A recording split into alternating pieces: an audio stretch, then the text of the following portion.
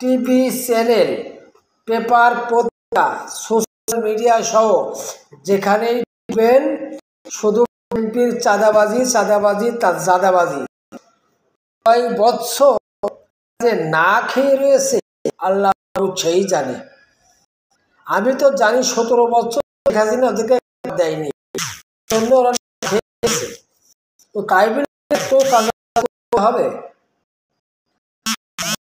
ঢুকে সেখানেই চাঁদাবাজি, ঢুকে সেখানেই বিএনপির চাঁদাবাজি। আসল ভিডিও। নাটোরের সিংড়ায় ধানের ট্রাক থেকে চাঁদাবাজির অভিযোগে বিএনপির 3 নেতাকর্মীকে আটক করেছে সেনাবাহিনী। মঙ্গলবার রাতে উপজেলার শেরকোল বাজার থেকে তাদের আটক করে থানায় সোপর্দ করা হয়। পুলিশ জানায়, মঙ্গলবার রাত 9টার দিকে শেরকোল ইউনিয়নের রানীনগর থেকে ধান বোঝাই 2টি ট্রাক কুষ্টিয়া যাচ্ছিল। পথে ট্রাক দুটি শেরকোল শাহী বাজারে পৌঁছালে ট্রাকের গতিরোধ করে তাদের কাছ থেকে চাঁদা দাবি করে ইউনিয়ন বিএনপির সাবেক সাধারণ সম্পাদক জয়নাল আবেদিন সহ তার সহযোগীরা। ধানের মালিক আবু বক্কর ঘটনাটি আইন শৃঙ্খলা রক্ষাকারী বাহিনী। তারেক রহমান কিন্তু চাঁদাবাজের বিরুদ্ধে কঠোর পদক্ষেপ নিয়েছে। হাইকমান্ডকে নির্দেশ দিয়েছে যারা চাঁদাবাজি করে তাদেরকে দল থেকে বহিষ্কার করেন, পুলিশ দিয়ে ধরিয়ে দেন। তারপরও এই চাঁদাবাজি বন্ধ হচ্ছে না, কারণটা কি? চাঁদাবাজি বন্ধ না হওয়ার কারণটা কি? আমি তো মনে করি একটাই কারণ, নেতার নেতৃত্ব মানছে না। যদি তারেক যেহেতু দলের ভারপ্রাপ্ত মহাসচিব তারেক রহমান, তার কথা তো দলের লোকে শোনার কথা।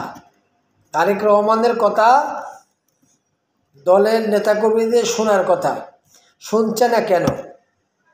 না শস্যের খাতে ভূত আছে? শস্যের খাতে ভূত আছে নাকি?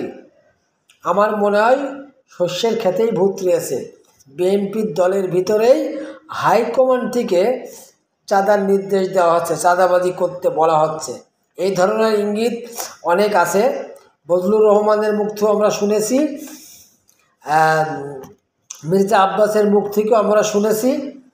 এইভাবেই বিএনপিরা একাধিক চাঁদাবাজি করছে, টেন্ডারবাজি করছে, মারধর করছে, মারামারি করছে, বিভিন্ন দলে দলে মারামারি করছে।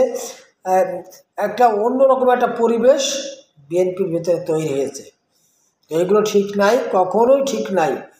আজকে চাঁদাবাজি করছেন, হয়তো মনে করছেন শেখ হাসিনা বিদায় নিয়েছে, আওয়ামী লীগ বিদায় নিয়েছে, বিএনপি একমাত্র দল যা ক্ষমতার আসনে বসবে। সম্ভব নয়।